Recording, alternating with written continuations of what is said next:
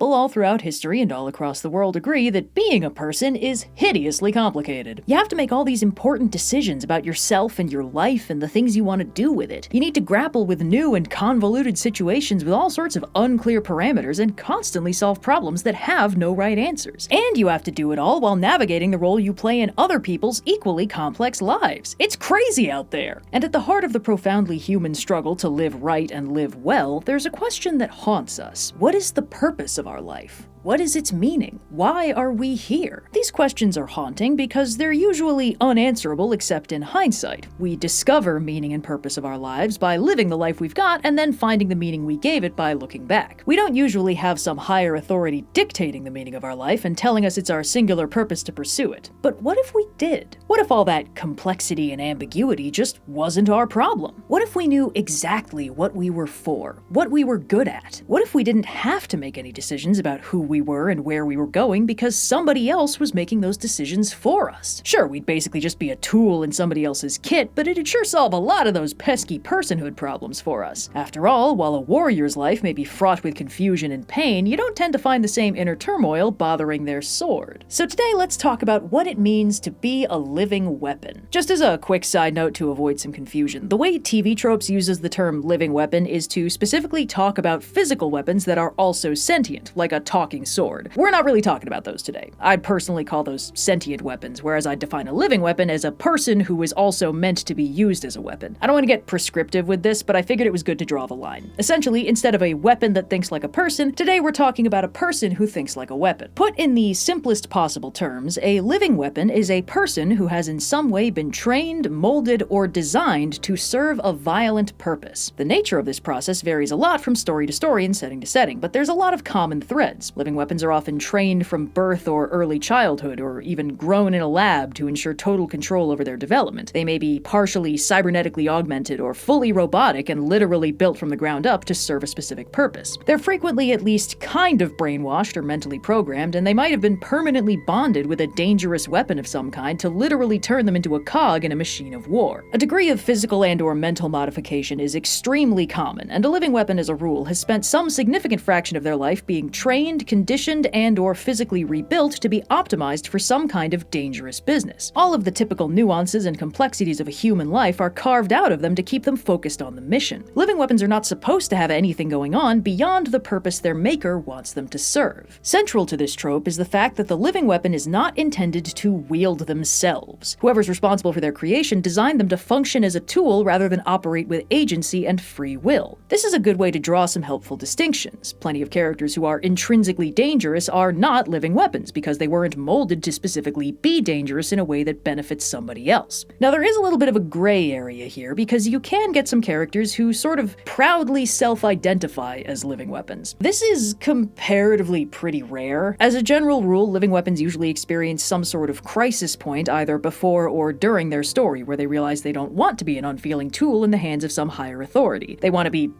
alive. This is usually a fairly pivotal source of conflict, and we will definitely be talking about it in more detail later. But sometimes a character becomes a living weapon intentionally as a way to make themselves more badass and dangerous, typically in service of what they perceive as a higher calling, or, more tragically, as a way to escape the pain and struggles of being a person living a life. To hone oneself into the simplicity of a sword is a pretty compelling way to outrun some really bad vibes. Like, nobody else made Batman do all that shit, but he did it, and now he gets to make it everyone's problem. This is usually not framed as a strictly healthy approach, and the character in question might experience some sort of crisis about what they've turned themselves into. Amusingly, with Batman specifically, 2 of his protégés have been trained as living weapons by other people, Damian Wayne and Cassandra Cain, and every single time he's like, no, that's bad and fucked up, you shouldn't be a living weapon, only I get to be a living weapon because I'm doing it on purpose. Anyway, but in general, a living weapon is forged by somebody who isn't them for a purpose beyond themselves. And it's pretty obvious how this trope can immediately resonate with themes of agency and personhood and the violation of both. There's a reason why so many living weapons are cyborgs. If someone takes off your arm and replaces it with a really big gun, you're probably going to have very strong opinions about that person and that gun. This trope is very common in the cyberpunk genre, which is extremely interested in unpacking personhood and autonomy in the context of how much do you get to be a person when significant percentages of your body are proprietary technology. This is where the trope of the living weapon overlaps a lot with things like the Pinocchio plot, unpacking how much an artificial human gets to be seen as a real boy. For instance, in the Blade Runner universe, replicants are designed to be physically very strong and durable specifically so they can be extremely effective living tools and weapons. Huge swaths of the movie are about unpacking how f***ed it is that these thinking, feeling people are being mass-produced for slave labor, and then assassinated as soon as they start becoming inconvenient. Even a supposed poster boy for proper replicant behavior like Kay, the protagonist of Blade Runner 2049, turns out to harbor deeply suppressed normal human feelings like loneliness, fury, and hope. Kay is an interesting case, actually, because he starts off the movie as a perfect living weapon, seemingly completely content in his job as a Blade Runner, killing other replicants that have gone rogue. He's a perfect soldier at his most comfortable following orders. He's got simple needs, and his holographic AI girlfriend handles most of them. But when he learns about the existence of the miracle child, born from a replicant when that was thought to be impossible, he starts to think he might be that child, that special chosen one. It would make sense, since on some level he's always known that he felt and thought things that a replicant wasn't supposed to. Hefty spoilers past this point, watch the movie if you haven't already. I'm vamping for another few seconds so you have time to pause, but anyway, when Kay learns the truth, that he isn't that special child, but he now knows who she is and what she represents as the hope for the future of replicant liberation, he goes through a brief bout of heartbreak about not being the special chosen one before locking back in and doing what he does best, hunting down and killing a rogue replicant, but this time it's to save Deckard and reunite him with his miraculous daughter. And Kay is mortally wounded in the process, but like a perfect living weapon, he doesn't even let that slow him down or seemingly even bum him out. Kay is who he's always been, a very dangerous weapon good at very specific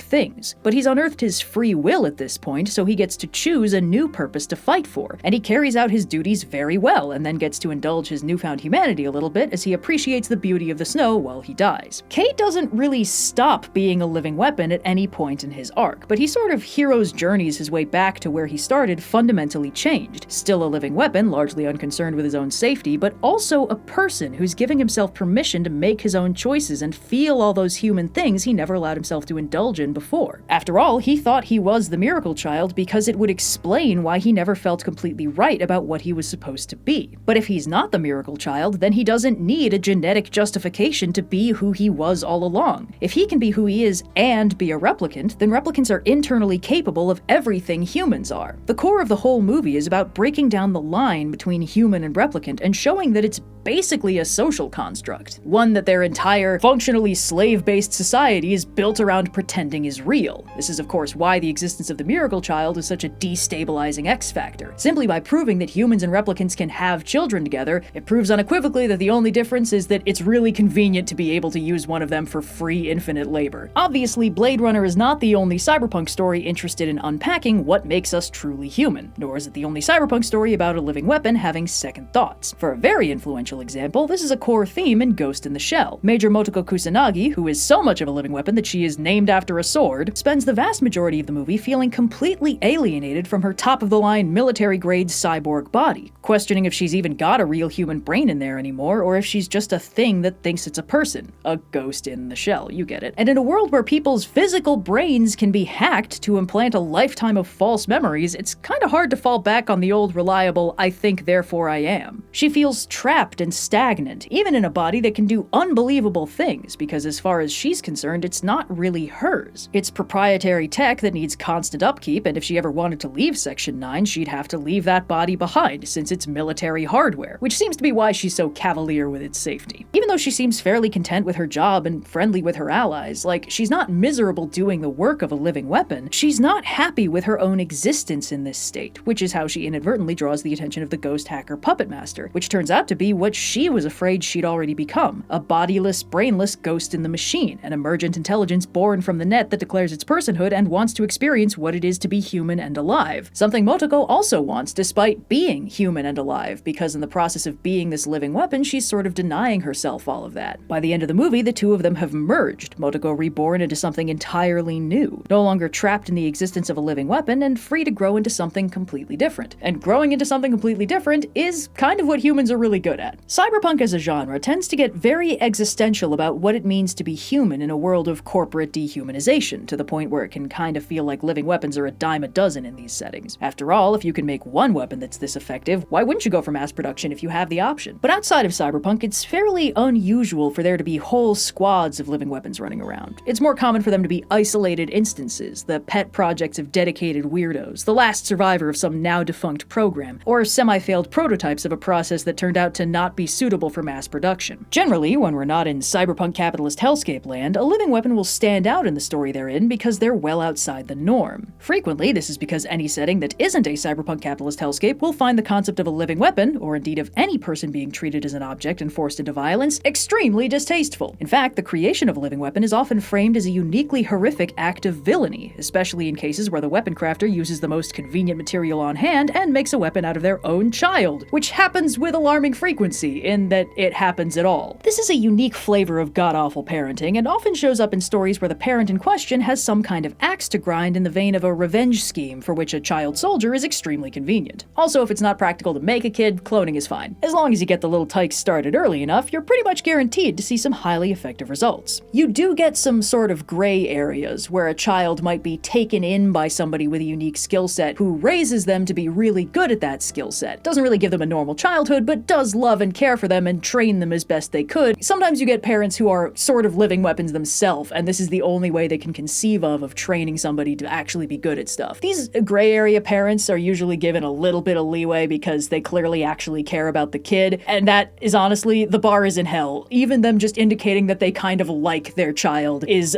a huge step up from where the floor is in this trope. Since this is so uniquely horrifying, these child living weapons, more than most other variants, are almost always seen as tragic victims in need of rescuing from their fucked up circumstances, and they're generally not held as accountable for their weapony actions taken under parental control. They really highlight how much being a living weapon can absolutely fuck you up, and why the people who make them are generally amoral maniacs. Of course, as is so often the case, moral exceptions are made in times of war, leading to things like the original plan for Captain America. After all, what is a super soldier if not a living weapon? Now in the movie, the whole thing with Cap is that Steve was selected specifically because he wouldn't be a perfect soldier, but a good man. And since the plan was a squadron of super soldiers rather than a single superhero, Steve manages to dodge a lot of the living weapon angst, since rather than being used and abused, he's more neglected until he goes AWOL to rescue some friends. At which point the army kinda just seems to give him whatever he wants. But while Cap is for the most part not a living weapon, the same cannot be said for some of his friends. After all, Bucky Barnes didn't become the Winter Soldier because he wanted to. He got the full suite of living weapon treatment: cybernetic enhancement, super soldier serum, and brainwashing to keep him in line. And he plays out the archetypical arc that usually forms the backbone of a living weapon's personal story, questioning his programming for the first time, gradually discovering his free will and humanity, eventually breaking free from his wielder's control entirely, and then having to reckon with the fact that even if he's largely in control of himself now, he is still the weapon they made him. This playbook is especially popular in superhero media, usually because in order for a superhero to exist, there needs to be something exceptional about their origins, and living weapon is a pretty common backstory. Black Widow experiences a variant of it, and it's pretty common for the Silver Surfer to go through something similar in Fantastic Four movies. Wolverine has a fun version, and by fun I mean definitely not fun for him. Since Wolverine has lost his memory so many times, it's frequently a surprise to him to learn the reason why he's even got adamantium claws is from a dark and brooding past as a living weapon, specifically Weapon X, or Weapon 10 if you're nasty. By the time any given X-Men timeline gets started, he's usually already fairly comfortable with being his own person and making his own impulsive lancery decisions and brooding about his mysterious past. But it's taken him a while and a lot of memory loss to get to that point, because a lot of his key formative events were centered on bad guys doing crazy mad science shit to his bones and brain to program him into being the perfect, unstoppable living weapon. For extra spice, in some versions, he later finds out that this project was continued after he got away, because as he's proved by escaping and then joining the X-Men and becoming a superhero, it really worked out the first time. So the project is continued by secretly cloning him, raising that clone from birth to make sure it's a little more pliable, and then inflicting the exact same horrific adamantium bonding and brainwashing stuff onto said clone, who is also, for extra horror factor, a young girl, playing into the already discussed nightmare scenario of the child living weapon. X-23 is not doing good, and there's nothing that horrifies Logan more than seeing anyone else go through the same stuff he did. While it's very common for a living weapon narrative to center on the horrific, tortuous dehumanization of the subject, especially when that subject is Wolverine specifically, it's weirdly not unheard of for some stories to put a positive spin on the concept of being a living weapon. After all, if we zoom out a little bit and focus less on the existential nightmares and the unethical mad science, the thing that defines a living weapon is that they have been given a purpose. Someone has a job that they need this living weapon to do, and they have dedicated all their focus on preparing the living weapon for that job. And from this angle, it's really obvious that a living weapon can be just another way to frame a chosen one. See, when you've got a prophecy or a destiny or some other narrative narrative structure that demands someone play the key role in making it happen, that person is simultaneously a chosen hero and a tool. The only critical difference between the framings is that Chosen One narratives are sometimes kind of vague or existential about what force is laying out the destiny for the Chosen One to follow. It could be the will of the gods or the universe itself, but it could be a lot more specific. For living weapons, that directing will is specific. It's not some vague higher power, it's a person or a group who needs a Chosen One to do something they can't or won't do themselves. And if they can't find that Chosen One, they're gonna create them. If I had a nickel for every time a fantasy heroine was specifically chosen to wield a magic sword, only to later find out when the sword exploded that it was actually just a tool and the real magic was inside her all along, and also it was the late 2010s at the time,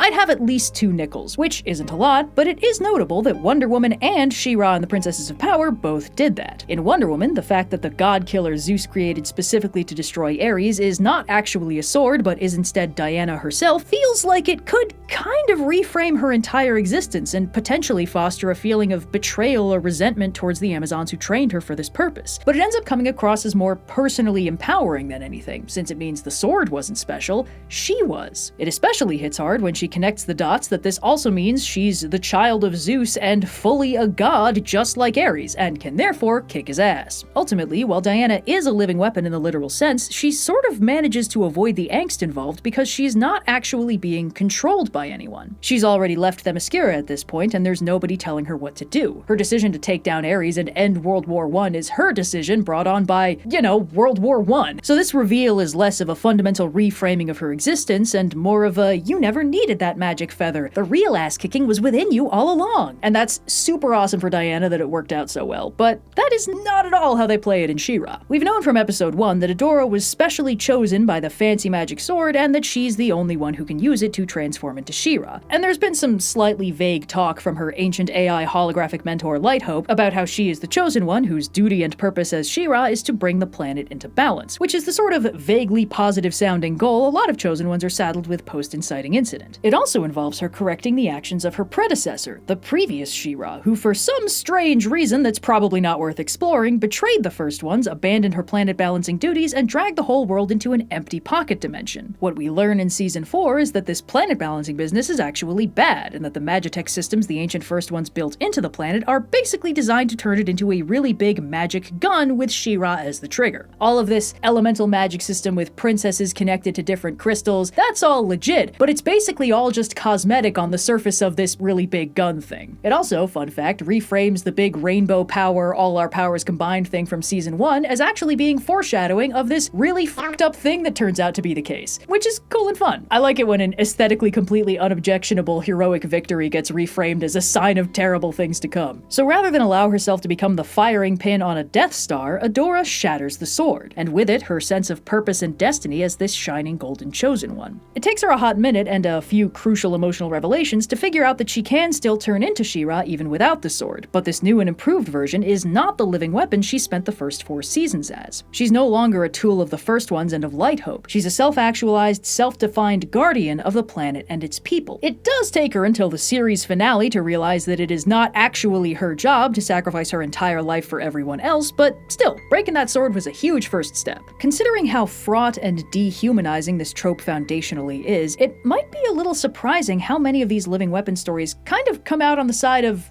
tenuous positivity. Like, obviously, a lot of living weapons have a very bad time being used by some wielding force to commit horrendous violence, but even when a living weapon breaks free of their programming and gains the ability to choose what they do next, a lot of them stick to what they know. Living weapon stuff. Now they just get to choose whose weapon they are. A person is not a weapon, because a person can choose and a weapon can't. In most living weapon stories, it's the job of the wielder to make sure the living weapon never figures that out. But when they do, and they almost always do, it's not like they pull a hard reset and become a completely baseline human being who hasn't been through all this specialized training and modification. They still have the experience that they have. They've still done what they've done. Even when rehabilitated and theoretically in charge of their own lives, a lot of living weapons never really figure out how to think of themselves as real people. They're tools defined by how useful they can be. They're hardened and ruthless, with none of the squishy distractions that make their teammates so different from them. so human. That's why the living weapon can do the things the others can't, and that makes them useful, and that means they have value. It's a perfectly simple form of clarity that you just don't get from a messy human life. People have complex dreams and emotional vulnerabilities and heartbreaks and breakdowns and questions and way too much going on. Weapons only have one job: to make the person who's holding them more dangerous. Everything else is out of their scope and out of their hands, not their job to worry about. Being a person is hard, but being a sword is really easy. It's no wonder a lot of living weapons stick to the simple calculus of violence for the sake of their people. And the living weapons that take the hard road and try to grow into the messy human life they deserve to have usually still end up haunted by the simple path always presenting itself. They know what they're good at. They know how clear everything looks from the vantage of the knife edge. Even the happier ones usually never fully shake the feeling that the best thing they can be is useful. It's comparatively a lot easier to recognize that you have free will than to accept that your value as a person is not conditional to how cleanly you cut.